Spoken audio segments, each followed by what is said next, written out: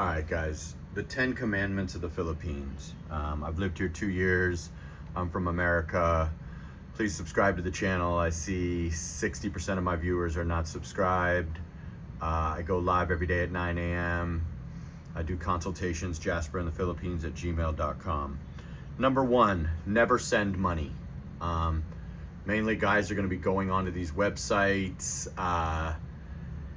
from other countries, don't even have their passport yet, just getting a little bit interested. Then they're going to hop onto a dating site, and next thing they know, they meet the sweetest girl in the world, and slowly but surely they'll not ask for money but create a large hardship, and then you'll start sending just a little bit to help out, and then next thing you know, it's expected, and you're supporting her and her boyfriend or her and her family before you know it, when she has no intention of meeting you. Number two, don't date married women. It's illegal. Number three, do not be flashy. Filipinos might know you have more money than them, but being flashy in a developing country is never, ever, ever a good idea. It can get your head knocked off. It's disrespectful to the locals. Dress like a local, blend in. Don't wear anything too fancy. Leave your Rolex at home. Leave your diamond chain at home. It's not going to score you any points with the ladies, and you could lose your life. Number four, don't be a dick. You're a guest. Doesn't matter how much cash you got or how many women like you or how tall you are. You're a guest. This is not your country. This is their country. You can be removed at any time. It's a privilege to be here, not a right. Number five, do not let anyone know how much money you have. There is 0.0 upside to letting somebody know how much money you have, man or woman, buddy, girlfriend. There's just no upside. A lot of expats out here are not doing good. They have less than $10,000 in the bank. They're getting a $1,200 check or nothing at all.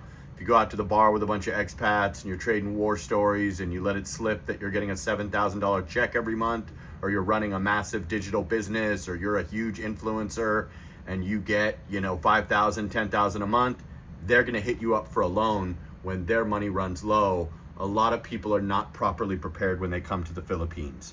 Number six, don't let anyone know where you live. Knowing where you live, exact unit, etc., is on a need-to-know basis, and absolutely nobody needs to know. If you live in an open-air place, you can be robbed, you can get unwanted knocks at the door.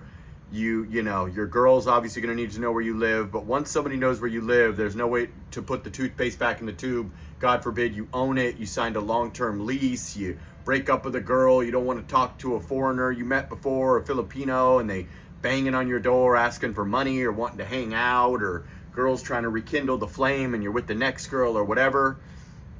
Guard your place of residence. That is your sanctuary, your safe place to have some peace and quiet and not have random knocks at the door all the time.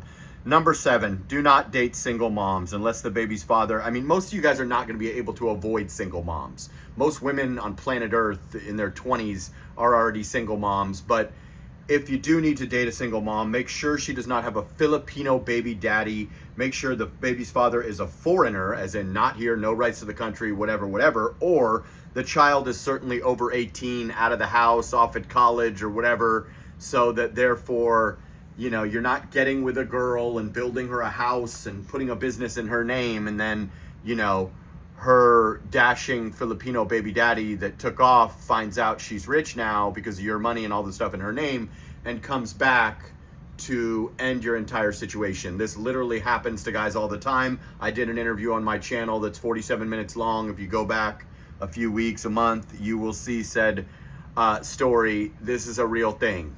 Don't think that you're so suave and that she won't go back to, the boyfriend from her country. She will.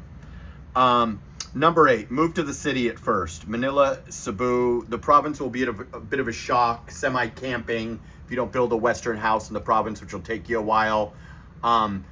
Even if you're a rugged guy and you can handle the province, spend your first month, week, multiple months, year in a BGC at Cebu and Angeles City, somewhere where they have, all the stuff you're accustomed to. Starbucks, food deliveries, gyms, swimming pools, all of the things. If you want to, at that point, after a month or a year or 5 years, jump over to the province and live off the land, absolutely. It's awesome. It's beautiful, clean air, great. Give yourself a little chance to, make the transition in the city. Absolutely. Always take a Grab is number 9. No taxi. or triple confirm the price when you're forced to take a taxi, where they're not running the meter, or, a tricycle. If you're in a Boracay, you're in a Palawan, you're in many of these places do not have Grab.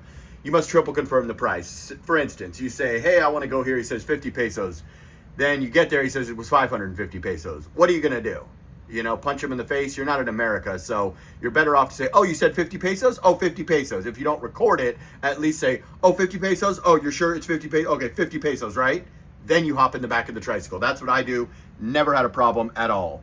Number 10, never date a bar girl. Don't believe the hype. Don't listen to the other YouTubers. Prostitutes never make good girlfriends, partners, or wives. If this needs explaining, I can't help you. There's nothing I can do for you. A bar girl is never a girlfriend. There's always a transaction there. It doesn't matter if she even does it for free for the first night for you because you're so guapo or handsome. A bar girl, a girl that's been paid for services before, a girl that's a sugar baby, a girl that's a stripper, they have a certain type of mindset where men are money, even if they're 20 years old with six-pack abs. It's hard to crack that cycle. I lived in Vegas 14 years. I know these girls. I'm telling you, do not date a bar girl ever under any circumstance. I'm going to go over 10 because I got some more good ones. Control your money is number 11. No matter how much you have. I don't care if you got $3 million. Control your money. It's your money. You worked your ass off for it. You probably worked your whole life. Learn how to say no. Don't just be an open bank spending limit with all kinds of grand ideas for your money. Your money's your money. Control it.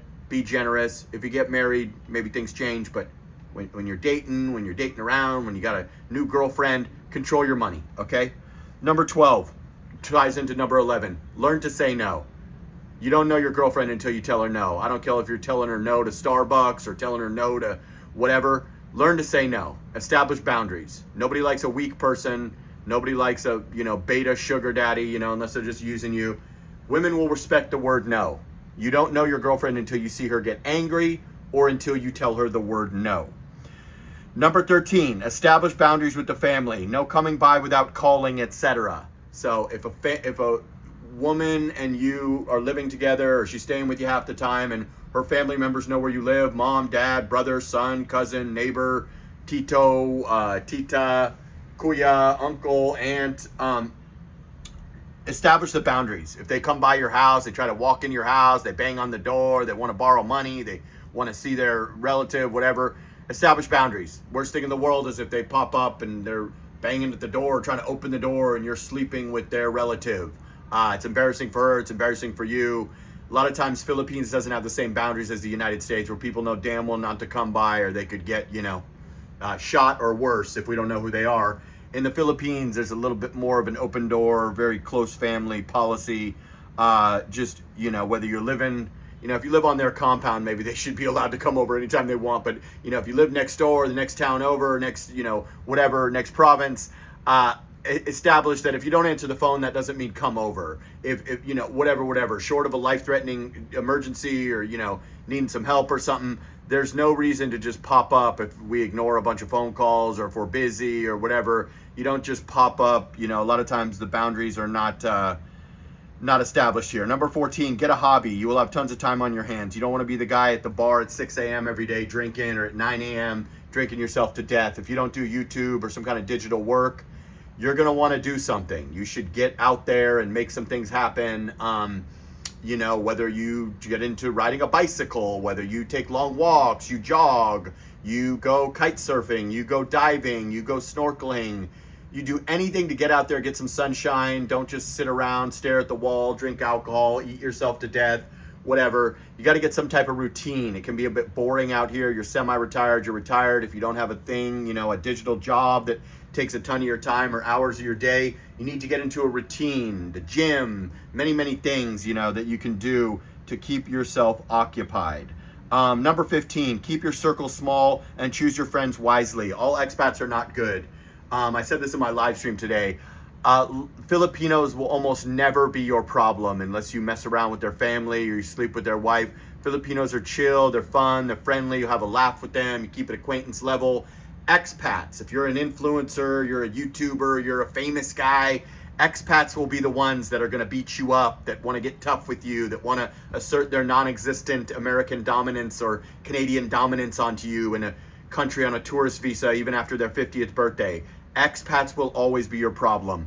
There's great expats like the ones in my community and people that you can, screen over time or get close with, but there's a lot of expats that have issues that are over here because they have issues, they have social issues, they have trauma, they have, whatever. Not everybody, white face, black face, or American or whatever, is a good person that you want in your home or coming by or need to do double dates with every day. Keep your circle small, choose your friends wisely, Filipinos and Westerners. Number 16, some Filipinos don't like you, they tolerate you. If you went broke, you will see.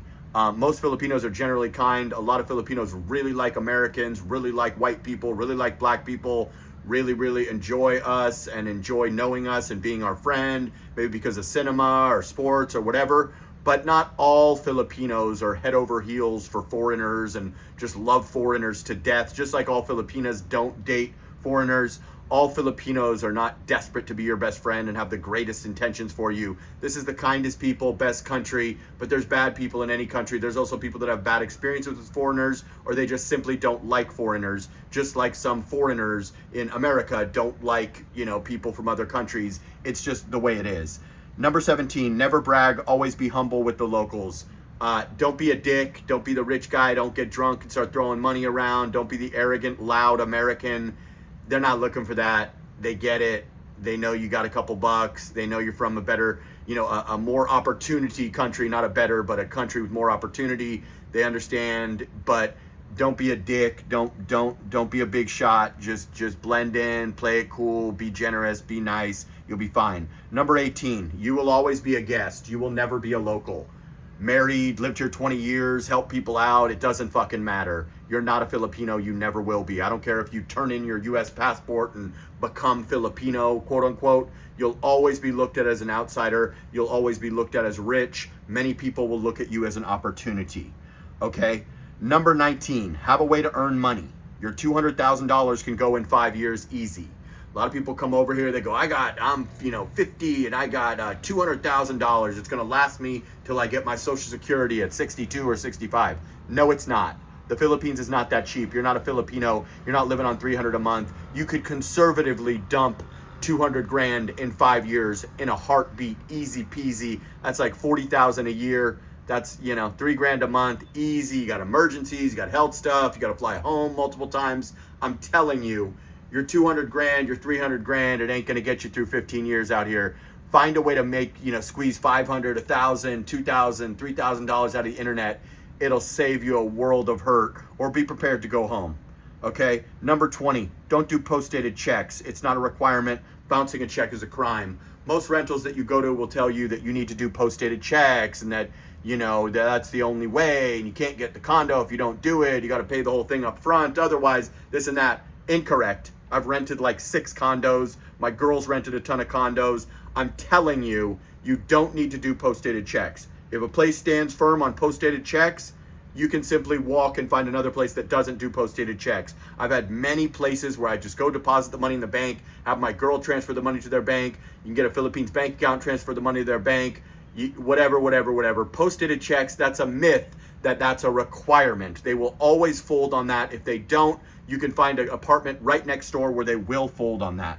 Number 21, and most important always, everything in the Philippines is negotiable. The price on that condo to buy or to rent, or the price of that used car, the price of that bottle of water, it's always negotiable. The one thing that is not negotiable in life ever in any country is attraction. Everything is negotiable in the Philippines except genuine burning desire, attraction from the opposite sex. Remember that. If you're not that guy when a girl meets you, you'll never be that guy. You'll never be handsome to her. It doesn't matter if you lose weight. It doesn't matter if you get a fucking facelift. It doesn't matter if you shave your head, you grow a beard.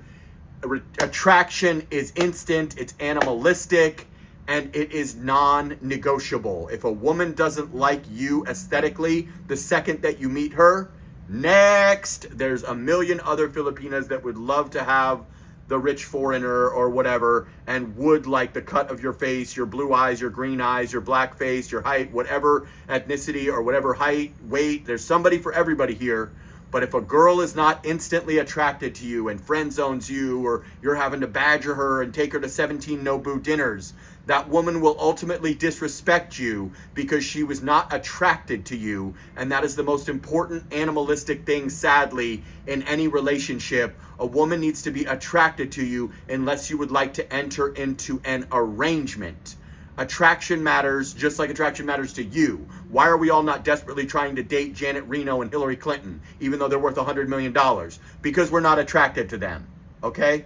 Women like security. They like men that are earners. They like men that are powerful, that can take care of a child if they have one, that can put them in better situations. But ultimately, women need to be attracted to you, or they will look at you as an arrangement, and you will eventually get disrespected and in a bad situation down the road.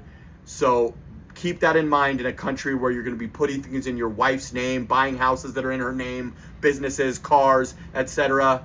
It's never negotiable, guys. Like, comment, subscribe, share the video. I go live every day almost, Manila time, around 9 a.m. I do consultations, Jasperinthephilippines@gmail.com. And sana all.